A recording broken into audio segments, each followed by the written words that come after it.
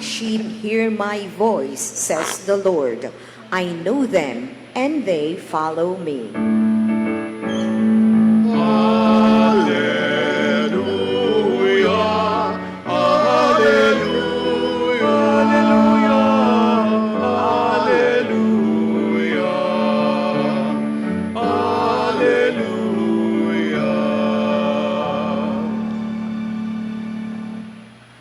The Lord be with you. And with your spirit. A proclamation from the Holy Gospel according to John. Glory to you, O Lord. Jesus said to his disciples, I am the true vine, and my Father is the vine grower. He takes away every branch in me that does not bear fruit. And everyone that does, he prunes so that it bears more fruit. You are already pruned because of the word that I spoke to you. Remain in me as I remain in you. Just as a branch cannot bear fruit on its own unless it remains on the vine, so neither can you unless you remain in me. I am the vine, you are the branches. Whoever remains in me, and I remain in him, will bear much fruit. Because without me, you can do nothing. Anyone who does not remain in me will be thrown out like a branch and wither. People will gather them and throw them into a fire. They will be burnt. But if you remain in me, and my words remain in you, ask for whatever you want. It will be done for you. By this is my Father glorified, that you bear much fruit and become my disciples. The good news of our salvation. Praise to you, Lord Jesus Christ.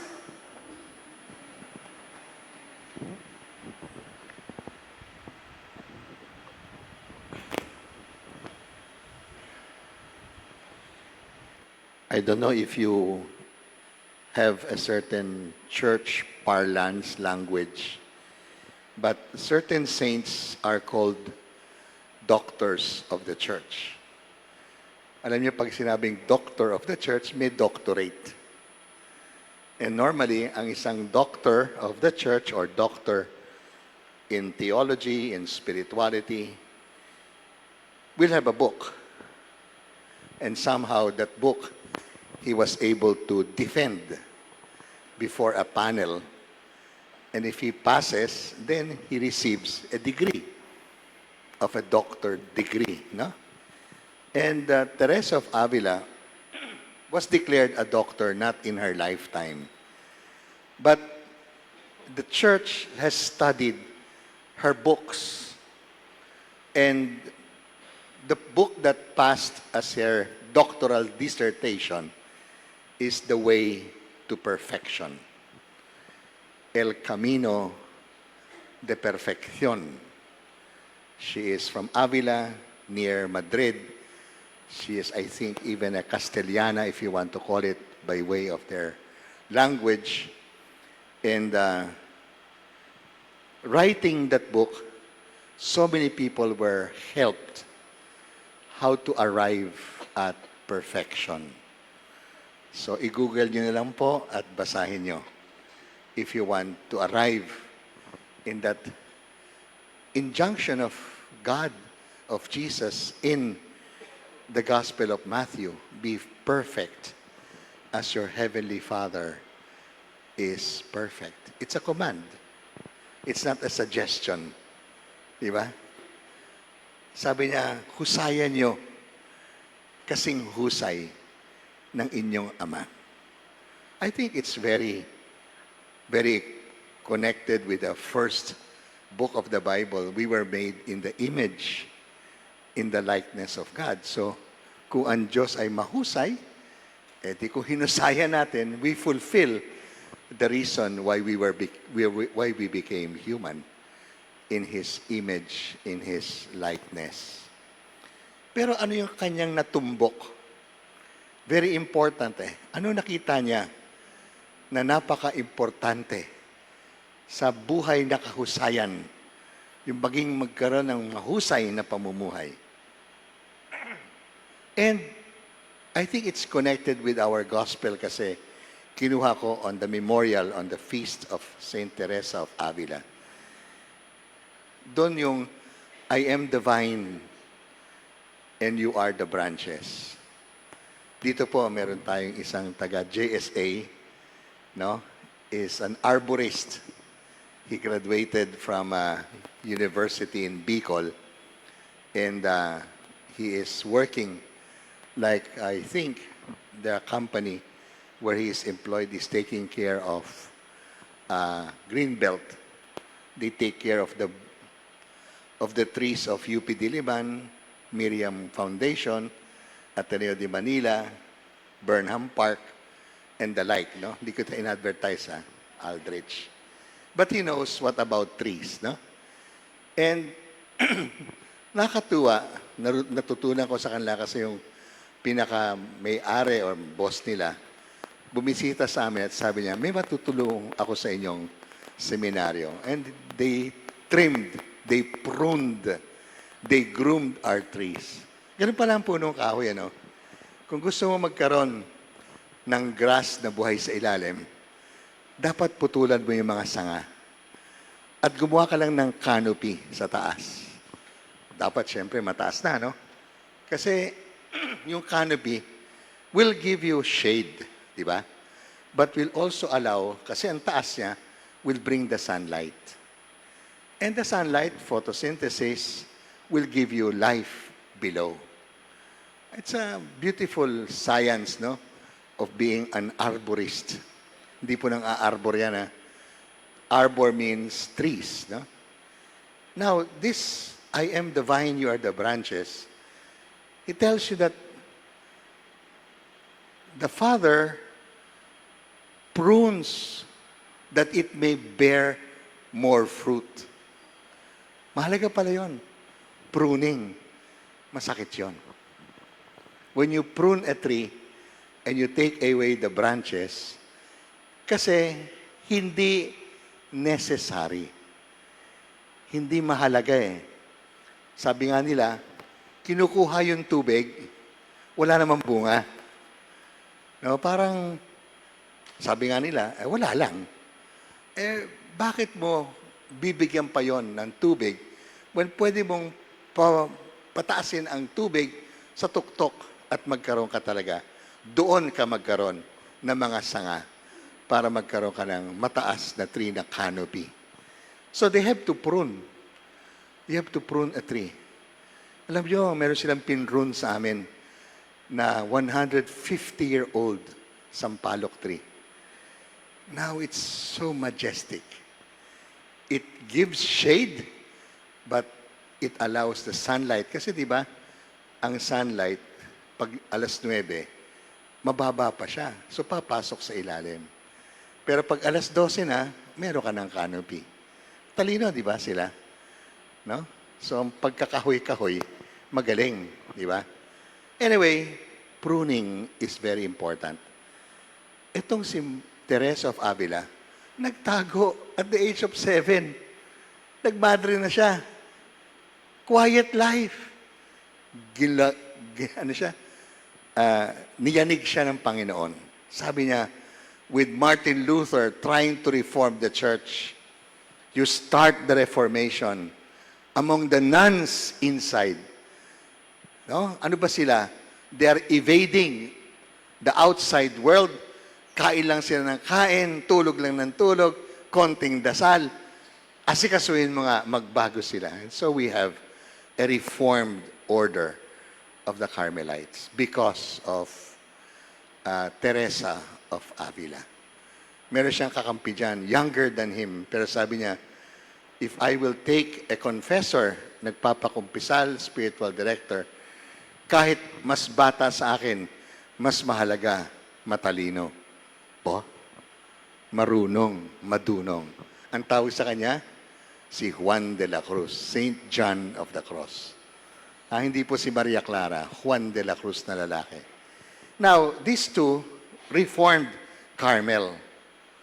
Ang ganda po ng Carmel Kerem is vineyard. Sa Hebrew, Kerem is vineyard. The Lord, the vineyard of the Lord. Eksakto ang ating gospel. I am the vine, you are the branches. Anong natutunan niya talaga by being a branch and yet being pruned? In a way, nasasaktan. So it happened one day in her contemplation of God. Alam nyo, she entered into hindi naman natin sabihin astral, out of the body. Hindi. She was in her body, but she was no longer in her mind. She was no longer thinking. It was more of feeling. And the feeling was that she felt a very deep pain. Napakalalim na talagang sakit. Ang sakit-sakit. And in her contemplation, may pinadala ang Diyos ng angel with a golden arrow na pinierce ang kanyang puso. Wow. Naramdaman niya ang sakit ng nangyari kay Jesucristo. Pinaramdam sa kanya ng Panginoon, you are the branch, I am the vine. Prune, ako. Talaga akong nasaktan sa pagkakasala ng sangkatauhan. And yet, ito yung mystical experience While she felt a very deep spiritual, of course, but almost physical kasi in her contemplation, meditation, talagang ang sakit-sakit daw nung nilagay sa kanyang arrow sa puso niya. And yet, surprise. She felt the sweetest experience of love. Paano nagkasama ang pain and sweetness? Si Jesus daw. Na-experience niya ang Panginoon sa cross. Bakit niya tinanggap ang napakatinding kapighatian, and yet, ba't siya mapayapa?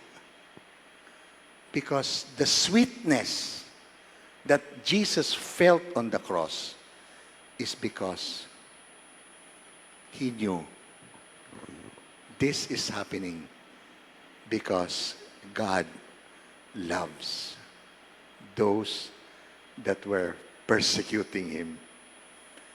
God was trying to save people from their sins by the pain and suffering of his Son. And so the Son did not rebel on the suffering and pain, but really experienced that this is the pain of my Father. This is what my Father feels in his own self. But it is so sweet because he's doing it out of love.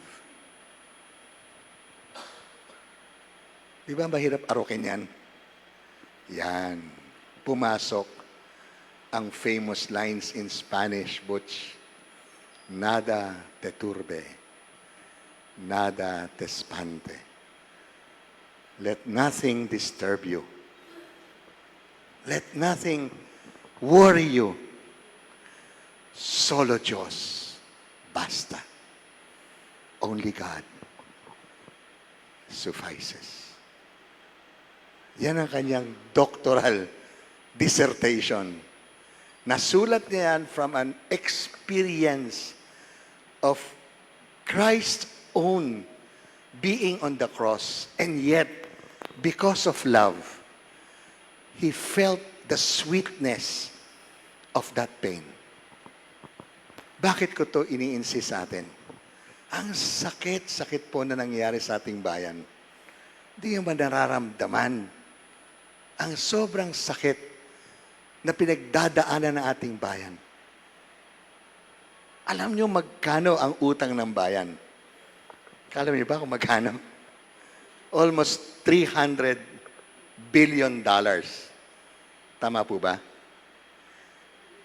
Bilyon hindi milyon. Bilyon yan. Ilan ba ang Pilipino? 117 million.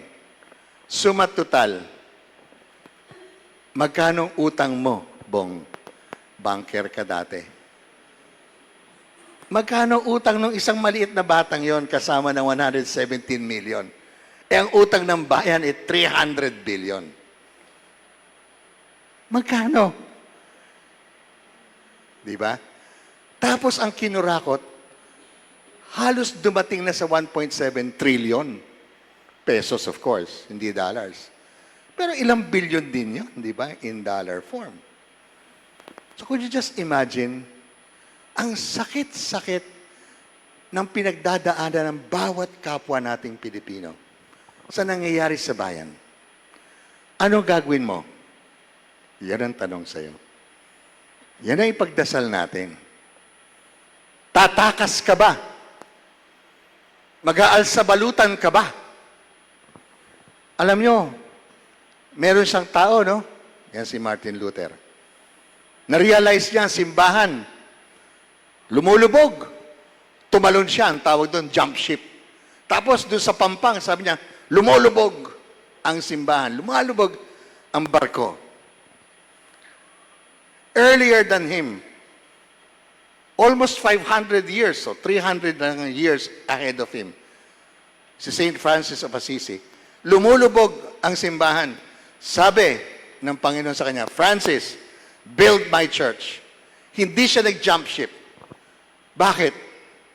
Sapagkat yung barko, kasali siya, hindi lumulubog ang simbahan. Hindi lumulubog ang barko, lumulubog siya. Pag mag-ibang bayan po kayo, lumulubog ang Pilipinas.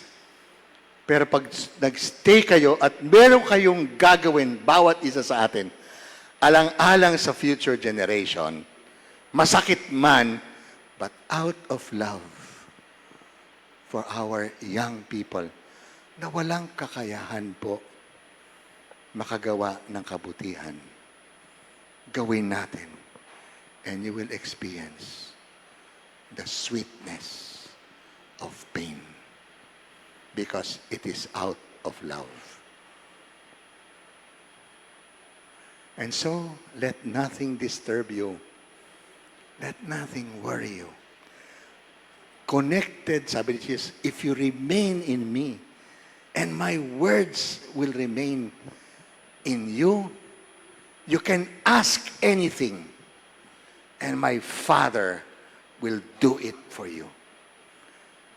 And remaining in me, my Father will be so glorified. Makikilala ang estado ng Diyos na siya din hanggang ngayon po ay kabahagi ng ating paghihirap. Hindi po siya nasa taas.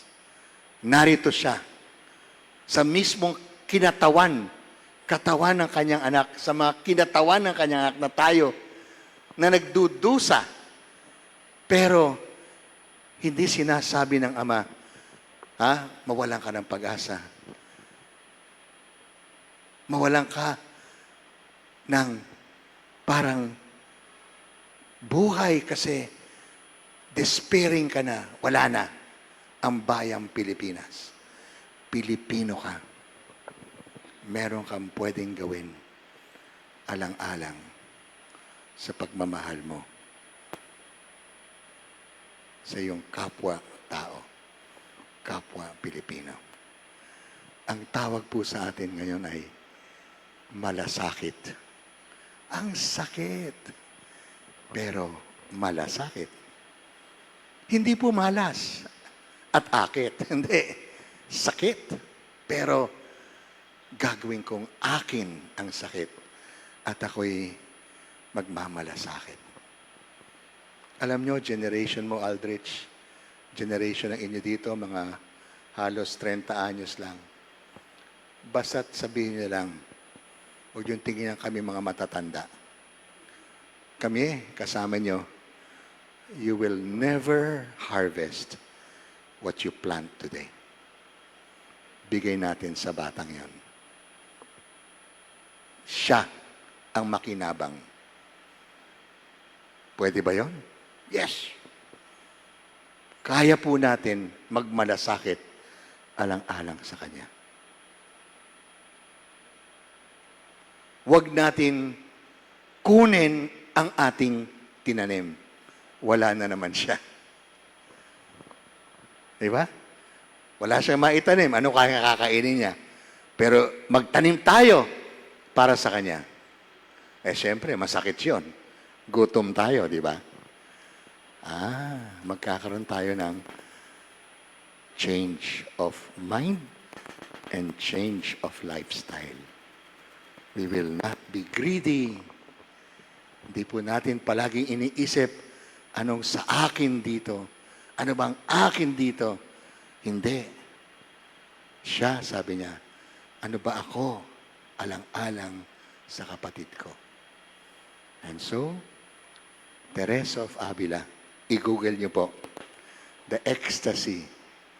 It was cast into marble stone by one of the best sculptors of time that even was known in the so-called Bernini columns of St. Peter's Square. Bernini, Antonio Bernini. In a church, in a lowly church in Rome, you will see this ecstasy of this woman, this sister, felled by the arrow in her heart by an angel, and yet with a smile. That's how Jesus ended. Sa iyong kamay, inihahabilin ko ang aking buhay. What a beautiful way to live. You don't have to be on the cross. Although we are all in the cross road of our country. Kung sino man will take a lifestyle, it can change the course of our society. If we have, you know what?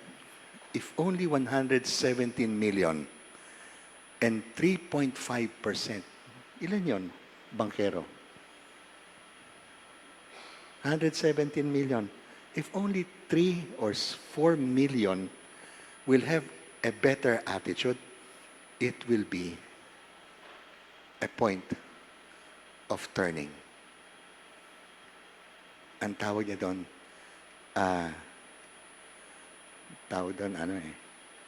wow, ginagamit ko for the past days.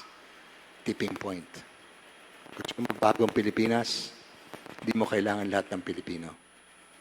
Kailangan mo lang ng 3.5% of the Filipinos. Hopefully, I'm talking to them. Hopefully, Teresa of Avila will give us that modeling. And instead of going to Mass, we come out changed.